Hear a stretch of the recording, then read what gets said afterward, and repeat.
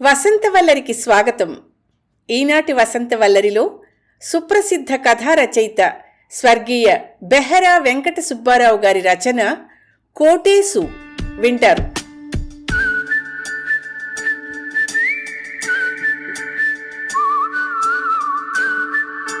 అదొక చిన్న railway station. Passenger బళ్ళు తప్ప ఇతర రైళ్లు అక్కడ ఆగవు. దగ్గరలో బస్సు రోడ్డు లేకపోవడం వల్ల ఆ చుట్టుపక్కల గ్రామాలకు ఆ స్టేషనే గతి. ఆ స్టేషన్లో వెయిటింగ్ రూమ్ అని పిలువబడే ఒక వరండా ఉంది. వాన కురిస్తే ఆ వరండా నిరుపయోగమే. వరండాలో కొంచెం పొడిగా ఉన్న ఓ మూలకు చేరుకున్నారు ప్యాసింజర్లు. పైట కొంగుల్ని కప్పుకొని ఒద్దిగ్గా కూర్చున్నారు ఆడవాళ్లు. తువ్వాళ్లను భుజాల మీద కప్పుకొని కూర్చున్నారు మిగతా ప్యాసింజర్లు. ప్యాసింజర్స్ తినిపారేసిన అరటి సపోటా పళ్ల తొక్కల మీద ఈగలు ముసురుకున్నాయి. 2 కుక్కలు, ఒక మేక కూడా వరండాలోనే తలదాచుకున్నాయి. మసాలా గారెలు, పకోడీలు సజ్జలో వేసుకుని వచ్చాడు కోటేశు. సామాన్లు తడవకుండా సజ్జకు పాలిథిన్ కాగితాన్ని చుట్టాడు. తాను తడిసినా పర్వాలేదు, సామాన్లు మాత్రం తడవకూడదు. వెయిటింగ్ హాల్లోకి ప్రవేశించిన కోటేశుకి ప్యాసింజర్లను చూశాక ఉత్సాహం పుంజుకొచ్చింది. కోచి వచ్చేలోగా ఈ సామాన్ అయిపోతే మరో సజ్జతో తెచ్చుకోవచ్చు అనుకున్నాడు. కోటేశుకి 14 ఏళ్లు. తండ్రి గంగన్న రైలు బళ్లల్లో తిరిగి సామాన్లు అమ్ముతూ ఉండేవాడు. 15 సంవత్సరాలు అలా తిరిగాడు. కదులుతున్న ట్రైన్ ఎక్కబోయి చేయి జారి పడ్డాడు. ఒక కాలు తెగిపోయింది. అవిటివాడైపోయాడు. కోటేశుకి అప్పుడు 10 ఏళ్లు. ఇంట్లో పెళ్ళాం చేత సామాన్లు చేయించి కోటేశు చేత సామాన్లు అమ్మించేవాడు మొదట్లో. కొన్నాళ్లకు తండ్రిలాగానే బండిలో తిరగడం ప్రారంభించాడు. కోటేశు సంపాదనే ఆ కుటుంబానికి ఆధారం. ఆ స్టేషన్కి తరచుగా వచ్చే ప్యాసింజర్లతో కోటేశుకి పరిచయం ఉంది. గోడ కానుకుని తువ్వాలు కప్పుకుని పొందిగ్గా కూర్చుని ఉన్న రామయ్య తాతను మొట్టమొదటిసారిగా పలకరించాడు. ఏటి తాత, చల్లెట్టుకుపోయావేటి? తాత మాట్లాడలేదు. నవ్వు మొహం పెట్టి అవునన్నట్టుగా తలూపాడు. 7 గారెలు పకోడీలున్నాయి తాత, ఇప్పుడే వేశాము. సజ్జలో ఉన్న పొట్లాన్ని సర్దుతూ చెప్పాడు కోటేశు. తాతకి నోరూరింది. చిల్లర్లేదురా కోటేశు, 2 రూపాయల కాగితం ఉన్నదే. నీకా డబ్బులు ఎక్కడ పోతాయి తాత? సంత నుంచి తిరిగి వచ్చినప్పుడు ఇద్దుగానిలే. 7 ఉన్నాయి, చల్లట్టుకుపోనావు, తిను తిను అంటూ ఓ పొట్లాన్ని ఎంచి తీసి అందించాడు కోటేశు. నిజంగానే 7 ఉన్నాయిరా అన్నాడు తాత పొట్లం అందుకొని. ప్యాసింజర్ల నాడి బాగా తెలుసు కోటేశుకి. ఒక్క ప్యాసింజర్ కొంటే మిగతా వాళ్ళు కొంటారు. అది వారి మనస్తత్వం. తాత పకోడీ నోట్లో వేసుకోగానే అడిగాడు అందరికీ వినిపించేలా, ఎలాగున్నాయి తాత? భలే ఉన్నాయిరా కోటేశు, పకోడీ వేస్తే మీ అమ్మే వేయాలరా. అబ్బా మెచ్చుకున్నాడు. మరేటనుకున్నావు, ఈ ముసురులో 7 గారెలు పకోడీలు తినాలా? ఈ 3 రోజులు బట్టి పకోడీలు గారెలు చెల్లిపోతున్నాయనుకో అన్నాడు మిగతా ప్యాసింజర్ల నోరు ఊరించాలని. ఓ 5 ఏళ్ల అమ్మాయి పకోడీలు కొనమని తల్లిని వేధించడం కోటేశు గమనించాడు. తీసుకో పెన్నమ్మా, బాగుంటేనే డబ్బులు ఇయ్యి, పొట్లం పావలా. హుషారుగా ఓ పొట్లాన్ని తీసి అందించాడు. పిల్ల అందుకుంది సంబరపడుతూ. ఆ తర్వాత ప్యాసింజర్లు ఒకరొకరు కొనడం ప్రారంభించారు. పకోడీల పొట్లాలన్నీ అమ్ముడైపోయాయి. ఆ తర్వాత గారెలు తీశాడు. అవి కూడా చాలా మటుక్కు చెల్లిపోయాయి. గోడకున్న మేకుకు సజ్జను తగిలించి వారగా కూర్చున్నాడు. ఓ కుక్క తోకాడిస్తూ అతనికెదురుగా నిలబడింది. ఈ ముసురు ఇంకా ఎన్నాళ్ళుంటుంది బాబో? ప్యాంటు చొక్కా వేసుకుని కూర్చుంటే బట్టలు నలిగిపోతాయేమోనన్న భయంతో నిలబడి చలికి వణికిపోతున్న ఓ యువకుణ్ణి అడిగాడు తాత. నిన్నటితో సరి అని రేడియోలో చెప్పాడు అన్నాడు యువకుడు చికాగ్గా. మేఘాలు ఇడిపోతున్నాయి, మధ్యాహ్నానికి తెరిపిస్తాదే తాతే అన్నాడు. యువకుడు కామెంట్ చేయలేదు. కోచి లేటేట్రా కోటేశు? అరగంటలో వస్తుందని 1.5 గంటల క్రితం చెప్పాడులే, ఏసము విసుగ్గా విసురుతూ చెప్పాడు ఆ యువకుడు. వేళాకోళం ధ్వనించింది అతని మాటల్లో. కాలక్షేపం కోసం ప్యాసింజర్ల హాల్లోకి వచ్చాడు నరసింహులు. తిన్నగా గోడకి తగిలించి ఉన్న సజ్జవైపు వెడుతుంటే అడిగాడు కోటేశు, వచ్చేది గూడ్స్ బండేటి మావా? కాదురా, సమ్మర్ స్పెషల్. ఏంట్రోయ్, సామానంతా అయిపోయినట్టుంది. ఇగో 4 గారెలు తీసుకున్నా అంటూ తన చేతిలోని గారెలు చూపించాడు నరసింహులు. కోటేశు మాట్లాడలేదు. వాడి బాకీ ఎంతయింది లెక్క కడుతున్నాడు. ఈ ముసురు కాదు గాని బళ్ళన్నీ లేటుగా వస్తున్నాయిరా కోటేశు. గోదావరి పొంగి పారుతోందంట. బ్రిడ్జి మీద బళ్ళన్నీ నత్తనడకలు నడుస్తున్నాయి అంటూ గారె నోట్లో వేసుకుని, ఏట్రా కోటేశు, గారెలు మరీ పిండుడి ఎలా తయారు చేస్తున్నారు అడిగాడు నరసింహులు. నీకు తెల్లదేటి మావా, నూనె శనగపప్పు ఎంత ధరతో ఉందో, 10 పైసలకి ఎంత గారు వస్తుంది అన్నాడు కోటేశు జవాబుగా. వాడి సమాధానం వినకుండానే అక్కడి నుంచి జారుకున్నాడు నరసింహులు. జేబులోంచి డబ్బుని బయటికి తీసి లెక్క పెట్టుకున్నాడు కోటేశు. అమ్మకం 16 రూపాయలు పావలా అనుకున్నాడు. గారెలు మాత్రం కొన్ని మిగిలాయి. కోచి వచ్చేలోగా ఇంటికెళ్ళి సజ్జ నింపుకొని రావాలనుకున్నాడు. లేచి సజ్జను భుజానికి తగిలించుకుని ఇంటికి బయలుదేరాడు. స్టేషన్కి ఎదురుగా 25-30 కొంపలున్నాయి. అక్కడే వాడి నివాసం. ఆలోచనలతో అడుగులు వేయసాగాడు. తనకు పోటీగా చిట్టెమ్మ కొడుకు మరిడయ్య కూడా అమ్ముతూ ఉంటాడు. వాడికి వారం రోజుల నుంచి జ్వరం.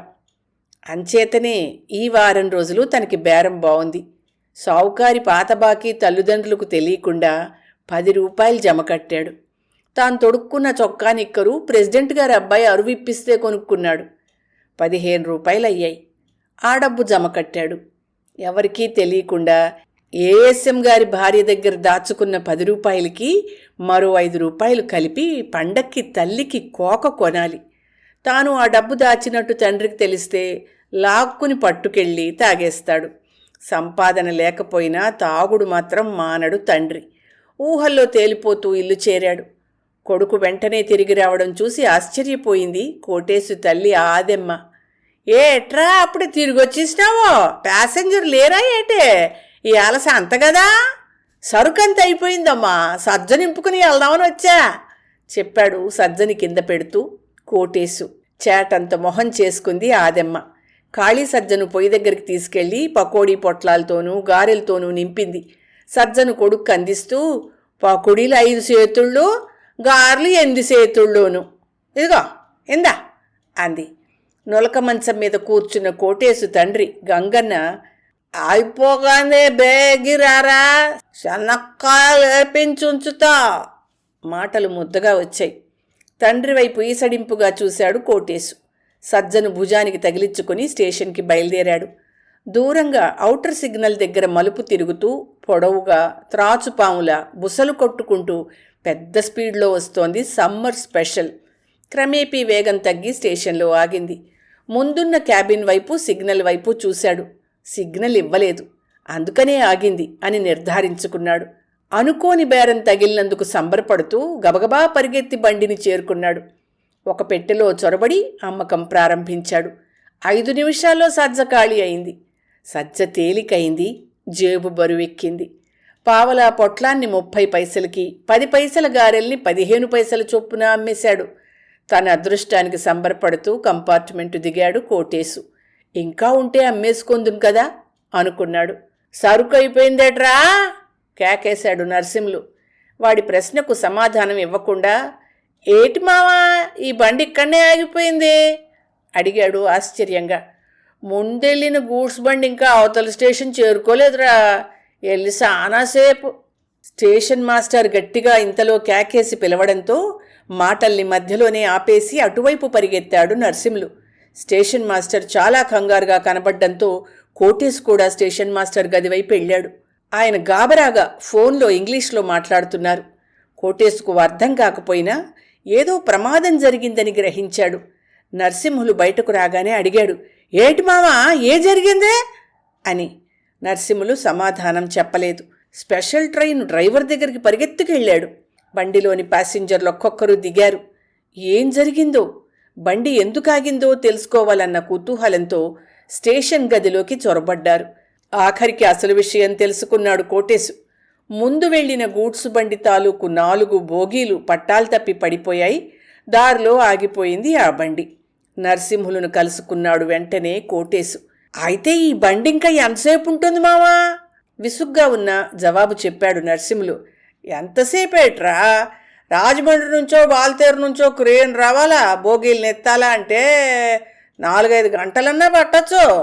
ఇంకా ఏదో అడగాలనుకున్నాడు కోటేశు. అవకాశం ఇవ్వలేదు నరసింహులు. అయితే ఈ బండి కదిలేసరికి 4 గంటలన్నా పడతాదన్నమాట. ఈలోగా నేను పకోడీలు గారెలు వేయించి తెచ్చుకుంటే ప్యాసింజర్లు ఆకలి మీద ఉన్నట్టున్నారు. పెద్ద బేరమే కదూ. ఉప్మా కూడా చేయించొచ్చు, చిటికలో ఎగిరిపోతాయి. అమ్మ, నెల్లాళ్ళ అమ్మకం 4 గంటలు చేయొచ్చు అనుకుని ఏమాత్రం ఆలస్యం చేయకుండా ఇంటి దగ్గరకు పరిగెత్తాడు కోటేశు. సంగతి తెలుసుకుని మొదట సంతోషించిన తర్వాత తెల్లమొహం వేసింది కోటేశు తల్లి ఆదెమ్మ. సావుకారికి సానా బాకీ ఉన్నాన్రా, ఆడింక అరువియ్యడ్రా అంది నిరాశగా. నీకెందుకమ్మా, నే తెత్తగా అంటూ సిల్వర్ పళ్ళెము, సంచి, నూనె డబ్బా తీసుకుని బయలుదేరాడు కోటేశు. కోటేశు చెప్పిన సామాన్లను చీటీ మీద రాశాడు షావుకారు. వాటి ఖరీదు టోటల్ చేసి, డబ్బెంత తెచ్చావు అడిగాడు. నా దగ్గర ఈరోజు అమ్మకం 36 రూపాయలున్నాయి, తీసుకోండి. మిగతా సొమ్ము స్పెషల్ ట్రైన్ వెళ్ళగానే తెచ్చి జమ కడతాను అంటూ జేబులోంచి రూపాయి కాగితాలని చిల్లర డబ్బుల్ని బయటికి తీశాడు కోటేశు. రాసిన చీటీని కోటేశు ముందు పడేశాడు శెట్టి నిర్లక్ష్యంగా. ఈ సామాన్కి ఎంతైందో తెలుసా? సానా వద్దు, తమరు దయసోపాలి ప్రాధేయపడ్డాడు కోటేశు. 80 రూపాయల 6 అనాలయింది. పాత బాకీ 200 పాతికుంది. 6 నెలల బట్టి జమ లేదు. ఇప్పుడు మళ్ళీ అరువట్రా, సిగ్గుండాలరా చీదరించుకున్నాడు. కనికరించాలి శెట్టి గారు, అవతల స్పెషల్ ట్రైన్ ఆగిపోయింది, సరుకులు అర్జెంటుకు కావాలా. మీరు ఇప్పుడు అరువియపోతే చాలా పెద్ద బేరం పోద్ది. బండి వెళ్ళగానే 125 రూపాయలు జమ కడతా. తమరు సాయం చేయాలి శెట్టి గారు బతిమాలాడు. ఆలోచనలో పడ్డాడు శెట్టి. కోటేశులో ఆశ చివురించింది. ఒరేయ్, తల్లి తండ్రి పోయినా బతకొచ్చు కానీ పరపతి పోతే బతకలేనురా. మీ నాన్న మోహన్ చూస్తే అరువియ్య బుద్ధే ఎదురా. మీకు అనుమానంగా ఉంటే బండికాడికి వచ్చి వసూలు చేసుకోండి బాబు దీనంగా అన్నాడు. అరే, నీ మీద నమ్మకం లేక కాదురా, నీలో నిజాయితీ ఉందని నాకు తెలుసు. కానీ నీ బాబు నీ మాట పడనిస్తాడురా. అదిగాక ఈరోజు సంత కదా, సంత నుండి బండి రావాలిరా, సామాన్లు లేవు. శెట్టిగారి మాటలకి విలవిల్లాడిపోయాడు కోటేశు. నిస్పృహ చెందిన పట్టు వదల్లేదు. అలా అనకండి శెట్టి గారు, తమరు కూడా స్టేషన్కి రండి, ఆణ్ణి ఇచ్చేస్తాను. పెద్ద బేరం పోద్ది బాబు. నా మీద ఒట్టు ఇయ్యపోతే నా రక్తం కళ్ళ చూడండి. తన నెత్తి మీద చేయి పెట్టుకున్నాడు కోటేశు. కోటేశు కళ్ళు చెమ్మగిల్లడం గమనించాడు శెట్టి. వాడికి అరువిస్తే పాత బాకీ కొంత జమ అవుతుంది. ఒరే, అంత మాట అనుకురా కోటేశు, నువ్వు చల్లగా ఉండాలా, నా వ్యాపారం బాగుండాలా. శెట్టి మాటలకి ధైర్యం వచ్చింది కోటేశుకి. ఇదిలా ఉండగా అతని తండ్రి గంగన్నకి మత్తు దిగజారింది. స్టేషన్ వైపు చూశాడు. ఎదురుగా సమ్మర్ స్పెషల్ పెన్నిధిలా కనబడింది. ఆశగా చూశాడు. చిట్టెమ్మ కొడుకు మరిడయ్య జ్వరంతో తొంగున్నాడు, అందుకని ఆ బేరం అంతా మందే. 80 రూపాయలు తెచ్చి అమ్మితే 200 వస్తాయి. నా జీవితంలో ఎప్పుడో 15 ఏళ్ల క్రితమేమో ఇలాంటి బేరమే తగిలింది. పోటీదారులు ఎక్కువ ఉండటంతో పెద్దగా లాభించలేదు. అయినా బాగానే అమ్మాను. నేను కూడా ఇవాళ కోటేస్తూ బండి దగ్గరికి వెళ్ళి ఆడికి సాయపడాలా, 5ో 10ో సంపాదించాలా, తనివి తీరా తాగాల. గ్లాసు మీద గ్లాస్ వేసుకుని చాలా కాలం అయింది అనుకోసాగాడు గంగన్న. ఆ బండి ఏ పేల సూత్తు మురిసిపోతే ఎట్లాగయ్యా?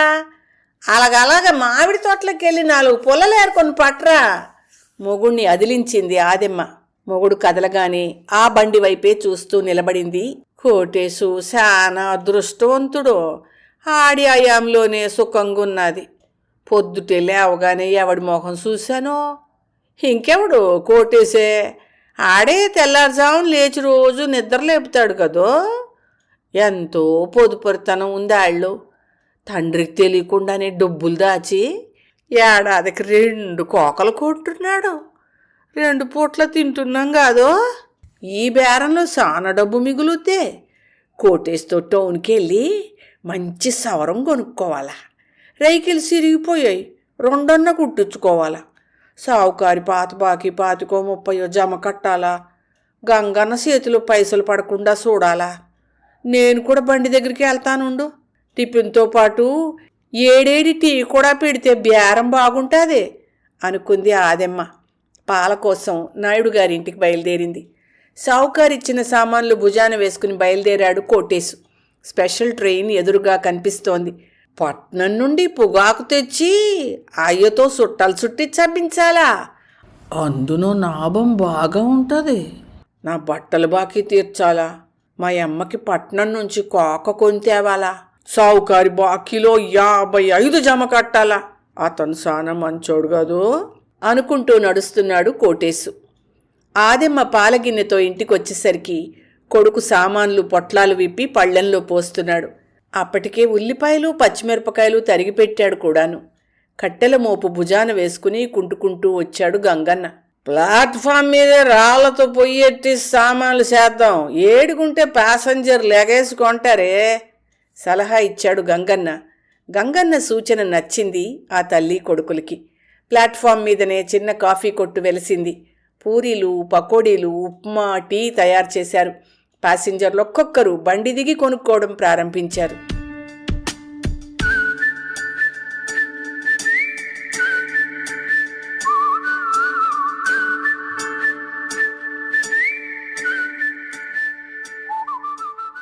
ఒరే కోటేశో, సామాన్లు మేము అందిస్తాంగానే డబ్బులు ఎక్క చూసి నువ్వే తీసుకోరా అంది ఆదెమ్మ. మొగుడెక్కడ డబ్బులు వసూలు చేస్తాడో అన్న బెంగతో. తల్లి తండ్రి టిఫిను టీ అందిస్తుంటే కోటేశు డబ్బు వసూలు చేస్తున్నాడు. అరగంటలో చాలా బిజీ అయిపోయారు ముగ్గురు. అలా 2 గంటల సేపు సాగింది బేరం. ఆ తర్వాత ప్యాసింజర్లు రావడం తగ్గింది. ప్యాంటు జేబులు తడువుకున్నాడు కోటేశు. ఒక జేబు నిండా నోట్లు, రెండో జేబులో చిల్లర. చాలా బరువుగా ఉంది. ఓసారి బండి వైపు చూశాడు. ప్లాట్ఫామ్ మీదున్న చెట్ల నీడలో కూర్చుని కొంతమంది ప్యాసింజర్లు విశ్రాంతి తీసుకుంటున్నారు. సిల్వర్ పళ్ళెంలో కొంచెం పకోడీలు, గారెలు మిగిలాయి. బండి దగ్గరికెళ్ళి వాటిని కూడా అమ్మేయాలనుకున్నాడు. అయ్యా, పకోడీలు పొట్లాలు కట్టు, బండిలోకి వెళ్ళి అమ్మేస్తా, ప్యాసింజర్లు ఎడికేక రారో అన్నాడు తండ్రితో కోటేశు.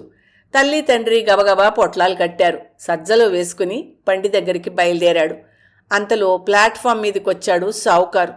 ఆదెమ్మని గంగన్నని పలకరించాడు. ఆదమ్మ, బేరం ఎలా ఉందా? కోటేసేడే.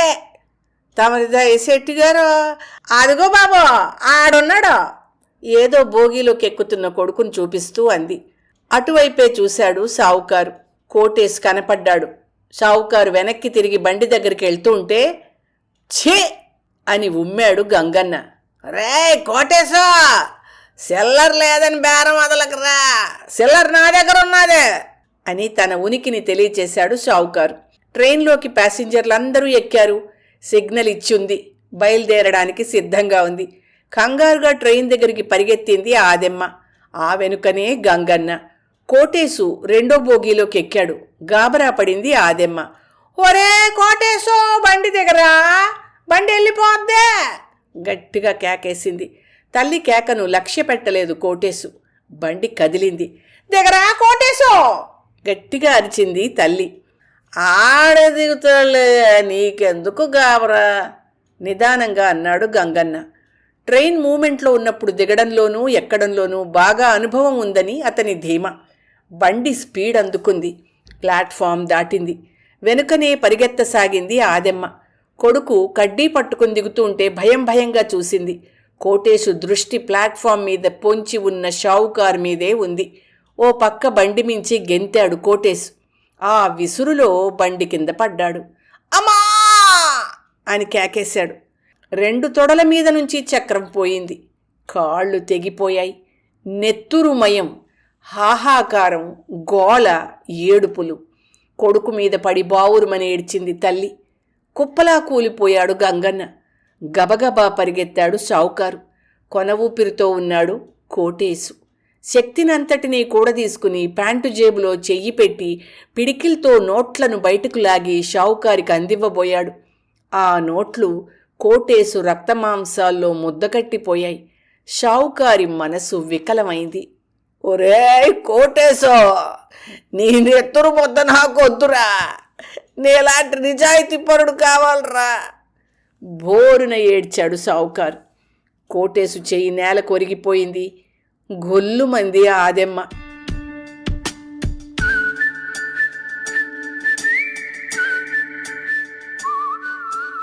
వసంత వల్లరిలో సుప్రసిద్ధ కథా రచయిత స్వర్గీయ బెహరా వెంకట సుబ్బారావు గారి రచన కోటేశు విన్నారు. ఈ కథ డిసెంబర్ 1982 నాటి విజయ మాసపత్రికలో వెలువడింది. వసంతవల్లరిలో ఇవాల్టి కార్యక్రమం మీకు నచ్చిందని ఆశిస్తున్నాను. అందుకే లైక్ చేసి మీ మిత్రులకు బంధువులకు లింక్ను షేర్ చేసి మీ అమూల్యమైన అభిప్రాయాన్ని నాకు కామెంట్ బాక్స్లో తెలియచేయమని, వసంతవల్లరికి సబ్స్క్రైబ్ చేయమని విన్నవించుకుంటూ మీ వసంతలక్ష్మి అయ్యగారికి సెలవు. మరి థ్యాంక్ యూ. వసంతవల్లరి మిత్రులు, శ్రేయోభిలాషులు, వీక్షకులు, శ్రోతలు అందరికీ ఒక విజ్ఞప్తి. గతంలో లాగానే ఎప్పటికప్పుడు నా కథలను విని స్పందన తెలియచేయమని కోరుతూ, నేను చదివిన కథ మీకు బాగా నచ్చినట్టయితే తప్పకుండా హైప్ ఆప్షన్ నొక్కి నన్ను ప్రోత్సహిస్తారు కదూ.